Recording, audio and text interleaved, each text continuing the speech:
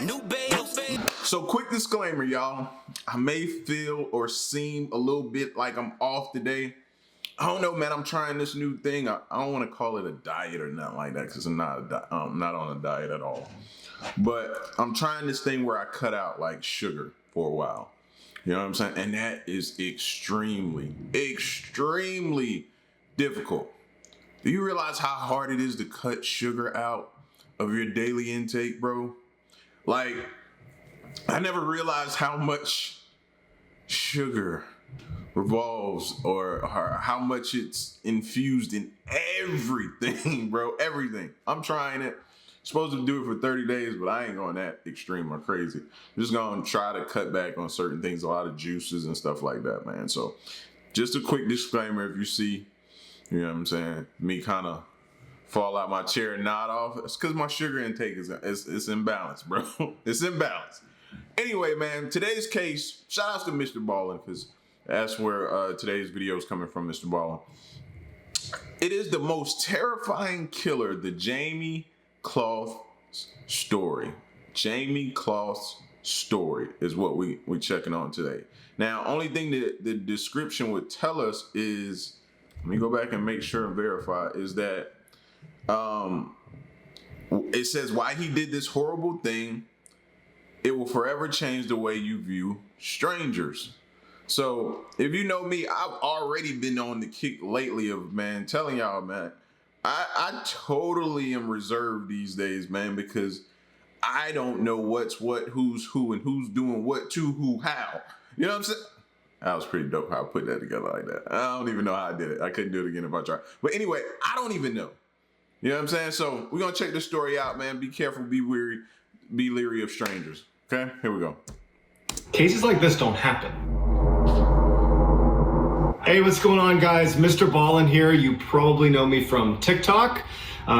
In fact, I bet there's a percentage of people that are on this YouTube video just because they watched my TikTok version of this case, the Jayme Kloss case. And so thank you for making the jump and watching the full version. I hope you'll stick around and you'll actually subscribe to my channel, because I'm trying to make YouTube my primary medium for sharing stories with the world. It'll be much the same content that I'm putting on TikTok, you know, scary stories, murder mysteries, unsolved stuff, spooky stuff, dark stuff, just kind of anything that's compelling. And YouTube's gonna be the place where I try to do that primarily. And so I'm already committing to doing one video on YouTube a week. I'm trying to make it 2. This is the first week I've done 2, so we'll see how it plays out. I do have 3 kids and other job responsibilities, so it's a little hard to juggle, but I love doing this stuff. So please, if you enjoy this video and you like my content, please subscribe, please stick around. So with today's case, the Jayme Kloss case, the reason I ended up choosing this one and making a TikTok version of it, now a YouTube version of it, is actually pretty straightforward. It's because even though it's true, if you were to make a movie out of this case, the viewers wouldn't really believe it, because the perpetrator in this case has no motive and has no history of committing any crimes. I think he had a parking ticket, and he targets a child. Which, I mean, putting that all together, you don't see that. That is not a popular archetype for a movie. The idea that there are just these random, perpetrators out there just targeting random children and harming them and their families. There has to be a motive, especially when it comes to children being involved. There has to be a motive. And in this case, there really wasn't. And even the perpetrator, when he was in prison, he wrote a letter to Jayme and her surviving family members where he kind of tried to explain why he did it, but even he didn't have strong enough language to communicate what it was. He made it seem like it was pretty complicated, and even he didn't know. He just said, hey, look, I'm not a serial killer. I just had to do this, and I don't really know why. So it's just one of the more disturbing. Told you, man. If we were ever to gather up all the brains from the serial, I know that sounds crazy and weird, but gather their brains and be able to research, dissect, try to understand what makes them tick.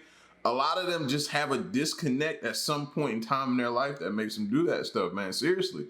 You'll interview them, they just say, man, I don't know, it just came over me and I just reacted. Cases when you go into it knowing that this whole thing was perpetrated by someone who had no criminal history. He had no connection to the victims, except that he randomly had a chance encounter with one of them.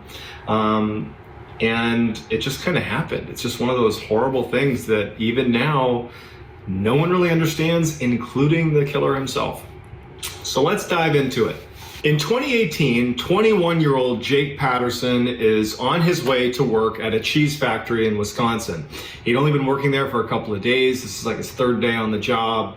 You know, he's this kind of typical guy leading a typical... Don't know if this is the killer right off the bat, but how many of y'all are profiling him right now off the bat like he's the killer?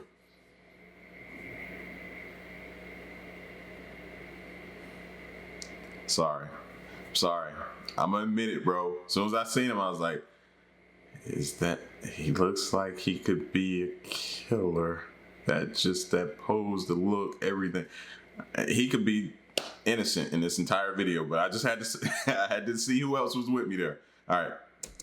Life in this job, you know, he's this kind of typical guy leading a typical life in Wisconsin, and he's driving his Ford Taurus. He comes to a stop behind a school bus where middle school kids are getting on the bus, and he's sitting there and he looks up and he sees for the first time in his life a blonde-haired, green-eyed girl who ended up being 13-year-old Jayme Kloss.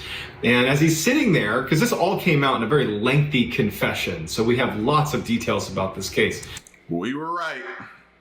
As he's sitting there watching Jayme, who again, he doesn't know, get on the bus, he has this realization that she is going to be the girl that he takes. He actually says that sitting behind the wheel, he's like, I realized right then and there that she's the one I'm gonna take. And so a guy with no criminal history, he's sitting there coming up with this plan of how he's gonna abduct this girl. And it would come out later in his confession, which again was very lengthy, that he put a ton of effort into planning out this abduction. So let's talk about Jake's plan. He takes his father's... Wait a minute. You pull up behind a school bus randomly out the blue. You just happen to end up driving to work or wherever he said he was driving. And you happen to end up behind a school bus, and then you just have this idea that this kid you just saw for the first time, you decided right then and there. I find that hard to believe. Even though I know, you hear all the time that these killers, man, or these serial killers, or these people who do this horrendous stuff, sometimes do not plan it, and it just happens. But I just find that hard to believe, that scenario, man. Mossberg 12-gauge shotgun, which is a very commonly purchased weapon. He assumed that because it is so widely purchased, it would be hard to track. Okay, so he takes his gun, takes a couple slugs, so he's got his weapon. Then he goes and purchases a balaclava, so a mask, a whole head mask from Walmart. He shaves his head, shaves his beard so that there wouldn't be any hairs, for forensic evidence at the crime scene. This is all so premeditated. He went out and purchased gloves and wiped his gloves all so they wouldn't have prints on them. He purchased steel-toed boots and dark jeans and a dark jacket in the car he was going to use, because he plans on abducting Jayme, and he knew he was going to be keeping her in the trunk. He cut the cord inside of his vehicle. It was when you press this button inside the car, it would open the trunk. Basically, he didn't want any access to the trunk unless he had the key. So he cuts that cord. He disconnected the dome light inside of his Taurus, his Ford Taurus, to try to better conceal him when he's in the car. I mean, this guy, he's really thinking hard about how he's going to do this. He knew he was going to go in that house, he's going to take Jayme, and he had his big plan, right? 2 separate times, Jake tried, unsuccessfully, to abduct Jayme. He drove to their house. the first time, and there were cars in the driveway, so he got spooked and he leaves. He comes back and he's about to drive up the driveway when lights come on, so he leaves again. But on October 15th, 2018, he was, unfortunately, he was successful. It was around midnight when Jake Patterson rolls into the Kloss family's driveway. The lights in his car are off, the headlights are off, and he rolls into the driveway. And inside of this very modest home, Jayme was sleeping with her dog, Molly. And Molly hears the car pull into the driveway and starts barking. Wakes up Jayme. Jayme looks out, she sees a car she doesn't recognize, it's the middle of the night, and she runs to her parents' room and she alerts her parents. Jayme's father, James, he goes to the front door with a flashlight. Meanwhile, Denise, that's Jayme's mother, and Jayme retreat into the bathroom where they shut the door. They sense that this was potentially going to be a home invasion, and certainly they were right. So they actually barricade the door with a dresser that was in there, and they get in the tub and they shut the curtains. And so James is at the front door and he watches Jake Patterson get out of his car, calmly walk up the steps to the front door. And at this time, James is thinking that perhaps this is the police. This dude didn't even care about the family being home. I bet the pops was kind of confused because no person in their right mind is believing that a person is just gonna get out of there, sit there, wait till you turn on either some lights, flash some lights, see that there's a weird car outside, come to the door, and then watch him get out and walk towards you thinking that, oh, this person's finna walk towards me like this and rob me or try to abduct my child. He probably thought maybe the dude was lost, maybe the dude was hurt, or maybe the dude, like I said, was a cop. Last thing probably on his mind was probably what was about to happen. And so when Jake arrives at the door and starts banging on the door, James shines his light out through the window, kind of gets a peek at him, then moves over to the door itself where there's this little tiny window on the door. And he looks through, shining the light, and he says, "Show me your badge." And unfortunately, it was at the same time that Jake raises his shotgun and pulls the trigger, shoots right through the glass, hits James, and James dies immediately. What the? Back in the bathroom, Jayme would later say that when she heard that shotgun blast, that she knew that her father was dead. And I think Denise, her mother, knew that as well, because immediately Denise picks up her phone and calls 911 as she's talking to the dispatcher who said that there were no police in the area. So further confirming that this was definitely not the police, because they didn't see that interaction at the door, they just heard it. Jake at the front door is trying to bust in the door. He can't do it, so he takes his shotgun, ejects a spent round, and then puts a slug through the doorknob, making it come wide open. He pushes it open, steps over the body of James, and begins to search the house. Again, are y'all believing that this is his first time thinking about doing this and coming up with this elaborate, this plan to abduct this girl? Shoots up, come on, bro. Shoots the father through the door or through the hole or whatever it was, the window, kills him, tries to break into the home, can't get through, shoots the door. This is his first time coming up with, thinking about this and coming up with this plan, huh? I just find that it's gotta be more deeply rooted than that. The house is empty, every door is open except one, and it's the bathroom door where Denise and Jayme are hiding in the bathroom.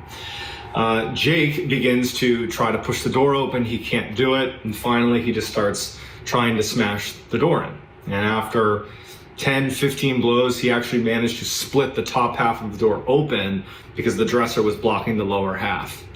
He goes into the bathroom and he rips down the shower curtain, and there is Denise bear hugging and protecting her daughter, Jayme, in the tub. Jake hands duct tape to the mother, Denise, and tells her to put duct tape over the mouth and the hands of her daughter. She refuses. She's protecting her daughter. Jake sets his shotgun down, pushes Denise aside, and does it himself. And then, after getting Jayme out of the tub, he picks his shotgun up again, aims it at the mother, turns his head, and he pulls the trigger and he kills the mother. Picks up Jayme, she's only about 5 foot, 100 pounds, and he drags her out to his car, opens up the trunk of his Taurus, puts her in, shuts it, and he's on his way. He was in the house for a total of 4 minutes. He would say in his confession, Jake, that as he's driving away, about 20 seconds after departing the house, he saw all the cop cars coming down the road, and actually police officers would say they remembered a Taurus yielding to the police cruisers as they came in. He makes his way around them and off he goes. And Jayme would say she remembered hearing the sirens and then they fade as they disappear. Jake would drive 70 miles to his house where he would keep Jayme prisoner. For the next 3 months, investigators, the local population, everybody is looking for Jayme. And at the same time, I mean, people didn't have high hopes for her safe return. I mean, in the vast majority of cases, like... Who would, after seeing what he did to the two parents? Who would? I wouldn't have bet my money that she was still alive. I wouldn't have gave up, but I wouldn't have bet my money that she was still alive either. Like a dude that stopped at nothing to get to that girl. Like these, where a child's been abducted, unfortunately, they usually don't get home safe. And so the whole community is just devastated. This is gaining national attention. Everybody's looking for Jayme and they can't find her. The whole time, she was being held 70 miles away in Jake Patterson's cluttered, kind of crummy house that was out in the middle of the woods. When they got to his house, he burned her clothes and his gloves and the duct tape. He gave her his sister's pajamas, and then he had her go under the bed, this bed he had in the house, and he barricaded her underneath the bed. And so she had a pillow and a blanket, and she was just underneath this bed. That was it. She basically was ignored. I mean, her captor, Jake Patterson, he puts her under the bed and he warns her, if you leave or try to escape, bad things are going to happen to you. And because she did witness him kill her parents, she knows he's capable of that. And he knows that she knows that he's capable of that. So he had this stranglehold on her where he basically just said, you're staying under the bed. And don't you dare leave. And she listened. And frankly, you can't blame her, right? And so she would go stretches of 8, 10, 12 hours of laying under the bed with no food, no water, no bathroom breaks. But ultimately, she was just kind of ignored. There wasn't really a plan for, what was going to happen when she got to the house. He just kind of neglected her. After 2 weeks where he was really on guard and he told her that he was keeping a shotgun right outside her door in case anything went down with the police, when no one came looking for them or when no one arrived at his place, he felt very confidently that he had gotten away with his crimes, to the point where he actually, Jayme would say, he started having guests over. He had friends over and he just told her, stay in the room, don't come out. And so for 87 days, that's how it was. She just was neglected. This poor girl was underneath this bed, just wondering what the heck's going to happen, with obviously no time to grieve over the loss of her. Imagine the rest of her life, bro. Like, she probably can't even bring herself to even look under her bed, her own bed, now that she's away from him, alive, maybe well, good. Imagine what it's like to look under a bed for her. Like, a lot of us use under the bed as what? Storage for stuff. Put your shoes under there, maybe. Maybe you may have some blankets that you put in some type of bag and put it up under there, or some type of storage up under your bed. Never for her. Never looking, I would imagine. If she does, bro, she's a lot better than me. Because every time somebody mentioned under a bed to me, I'd probably lose my mind. Parents.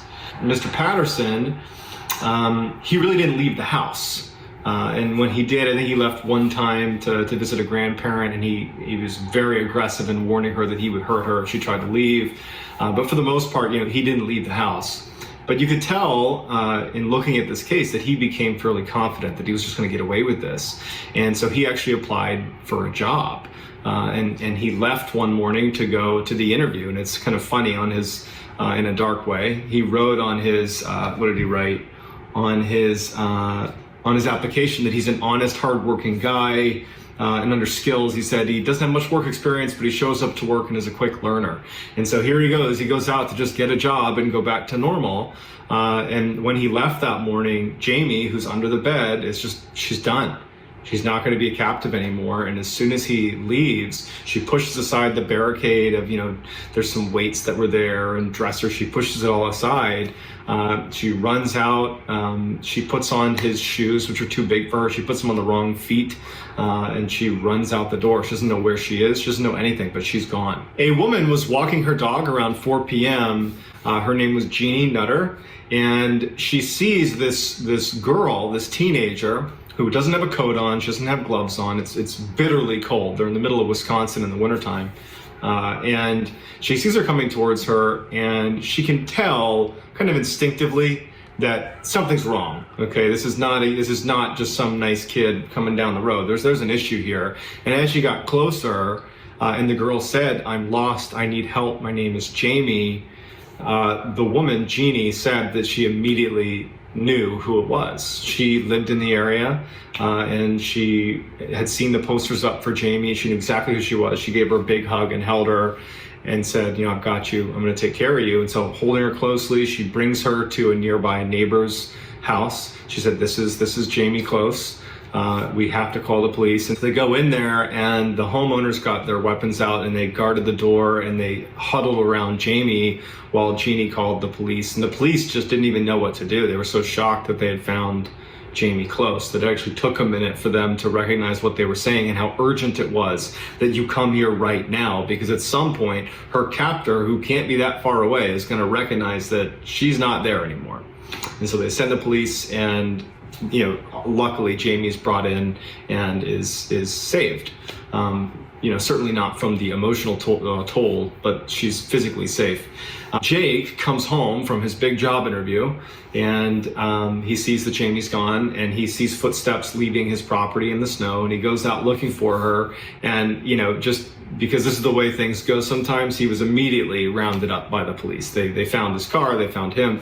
And as soon as he was pulled over, he didn't resist. In fact, he immediately identified himself and said that he did it. Jake Patterson was given a life sentence without the opportunity for parole, so he will die in prison. But to this day, no one really... Not enough. At all. Not enough. Not enough. Not enough. Not enough. Not enough. Not enough for what that poor girl witnessed, what she went through, what she has to continue to deal with. As soon as she's rescued and saved, it starts, bro.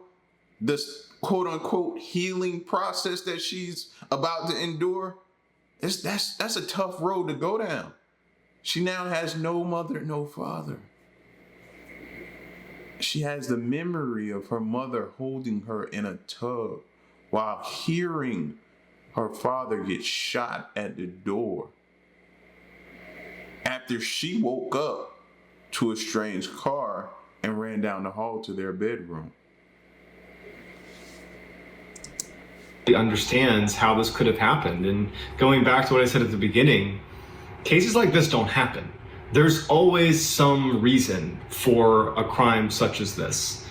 We can't, as human beings, accept that some stranger has the ability to randomly target a child and go as far as to kill their parents in front of them and hold them hostage when they have no criminal history. There's no red flags.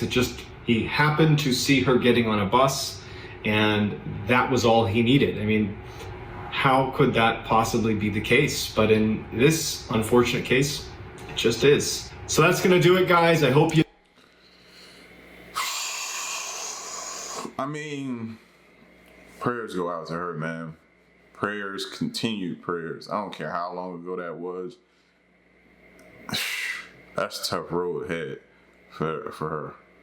You know what I mean? And to think that she will never be the same, you know what I mean? Can never be around people Cause we looked at that dude. He looks like somebody we could meet at work. We look like somebody we could meet out drinking, like a regular person, bro.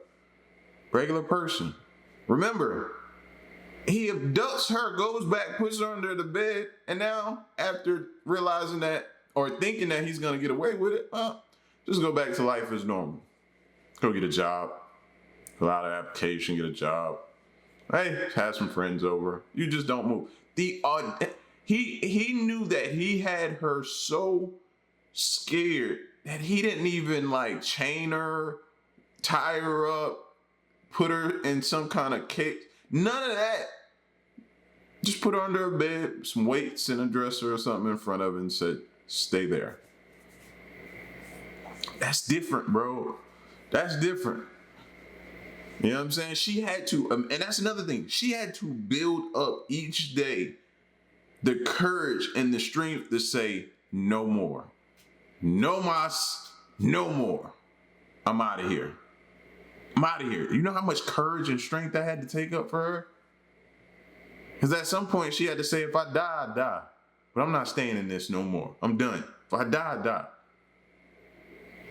Man, again, my prayers go out to her. Condolences to her family.